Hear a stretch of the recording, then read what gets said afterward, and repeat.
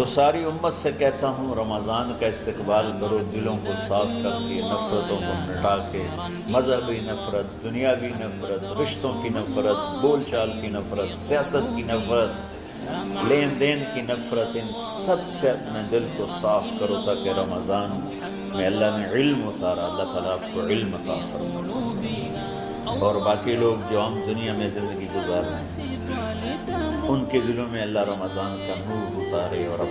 ہدایت کا نور اتارے۔ یہ سب سے بڑی تیاری ہے۔ اور آپ میں جو حفاظ ہیں وہ ترتیب بناؤ، آپ کے اعزازہ بنائیں گے، آپ الگ الگ اپنا یہاں ٹولیوں میں بٹ کے، جیسے ماشاءاللہ پہلے ہوتا تھا، اپنا قرآن سناؤ، 10 دن میں سناؤ، ہفتہ میں سناؤ، 20 دن میں سناؤ، 3 دن میں سناؤ، تمہاری مرضی ہے، لیکن یہاں فضا بنے، چاروں طرف قرآن پڑھا جا رہا ہو۔ پہلے ہر کمرے میں